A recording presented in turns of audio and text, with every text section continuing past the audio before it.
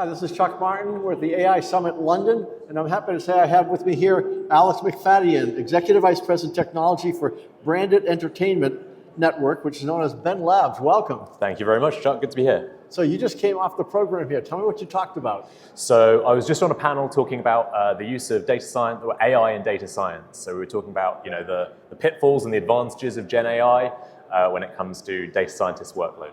So tell the audience, not everyone knows what Ben Labs does. So Ben Labs is a company that's been in the entertainment industry for over 40 years. We've been working with product placement, influencer, and we also have a product called TubeBuddy, which helps YouTubers be better YouTubers. So while you might not know the name Ben Labs, I can almost guarantee you will have seen some of our work. If you saw James Bond drink a Heineken, that was us. If you saw KFC in Stranger Things, that was us too. And if you watched videos on YouTube, there's a good chance that they've been supported by our TubeBuddy product because we've got 14 million registered users who are using that to help them be able to produce better pieces of content. So where does AI fit in that? All over the place. So on the creator side, obviously, more and more creators are now starting to use AI and data-led decision-making in terms of how they can engage with their audience more actively. Everything from title generation to analyzing their thumbnails to understand even before a video goes live, between two options, which is more likely to generate clicks, which obviously for them is critical because that then turns into views. On the film and television side, it's about understanding audiences and understanding potential performance of TV shows and films, even again before those have aired. When you're doing a branded integration into a film, it's really important that you understand what the potential impact is going to be because of the huge lead time. So as a brand, you want to know, am I going to get a return on my investment? And so that's some of the ways that we use AI over at Ben Labs. So in terms of the technology, you've been around as a company for a long time. Very long time. I mean, before AI, how did AI come into this all of a sudden and grow? Yeah, I mean, so it's really a question of scale. AI obviously loves scale, and it's when you've got analytical problems or you've got analysis problems that have a huge scale that you simply can't deal with just with humans. Just taking YouTubers, for example, I think it's 64,000 YouTubers with 1 million or more followers, which is enough to fill a football stadium.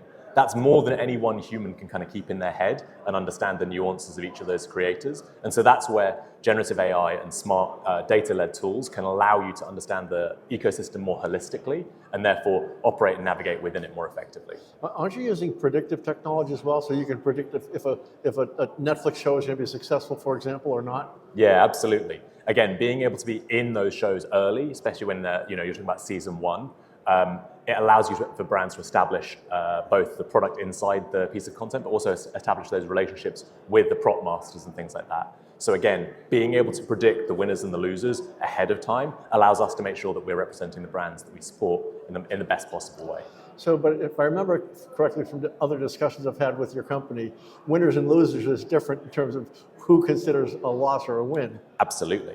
Absolutely. And so one of the things that, again, on both the influencer side and on the television side and film and television side, we look at outliers. So trying to understand, is this going to massively overperform or underperform where a prediction might be? And obviously, where possible, you always want to be steering towards the positive outliers rather than the negative ones. So where does generative AI come into this in large language models? Where do they fit in the grand scheme here? Yeah, so we use it in many different places. So on the influencer side of the business, for example, as a creator who's creating a video, we can use generative AI to be able to come up with different descriptions or titles potentially for your video that we can then use as part of an A/B test to be able to see which of your audiences are better resonating with.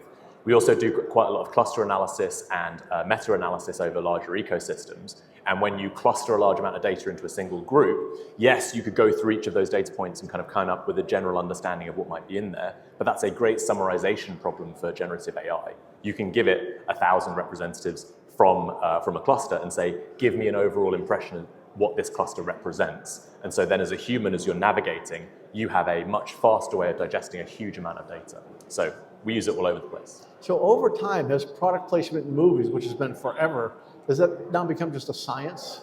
Completely, yeah. I would say so. There's still a very large amount of it that's also, ultimately it's a creative expression. So there's always going to be the art side of it. But from a analysis point of view, we've really honed in on that science aspect in order to be able to bring a level of predictability to those outcomes. And then the viewer of the movie has no idea. Good product placements are really additive to the overall experience. And so the bad ones are the ones that are really obvious, where they're like, this beer is great, or whatever, and they're holding it up to the camera, because immediately it takes you out of the moment. The best product placements and the best branded integrations with influencers are the ones that is a perfect match, where it's totally natural for that experience to happen. The one that we spoke about last time, I think, was the baby Bjorn carrier. Yes. In The Hangover. Again, brilliant. As a consumer, I absolutely loved it. But also from baby Bjorn's point of view, it opened up a huge new market for them, because then men started wearing baby carriers. And that's, for us, really the kind of center of the way that Ben Labs works. Is we want everyone involved in the process to walk away a winner, and that includes the viewer, really critically. The creator gets more money, more resources, maybe equipment to be able to produce a better piece of content. The brand obviously gets the eyeballs and the exposure, and the viewer gets a better piece of content as a result. And right now, with the speed of technology, with the speed of AI evolving, what do you see over the next year or two as the biggest challenges? It's quite funny. I actually reviewed our video from last year, and you asked me the same question. My prediction last year was multimodal, and I was very pleased to see. Yeah, very good. Yeah, I got that one right. Usually people are wrong. In fact, that was the second prediction, was that I was going to get it wrong. So I'm 50-50, right? This year, I think the thing that I'm seeing a lot of people speak about, and what we're spending a lot of time on, is multi-agent systems. Being able to have specialized AIs that are often very good at a single project or a single task, that you then tie together with an LLM or something like that to give you a human face or a natural language interface to that model. And so, yeah, multi-agent systems. Hopefully next year, we'll check in with you next year. We can check in and we'll see if I get it right again. Thank you so much. This is Chuck Martin at the AI Summit London.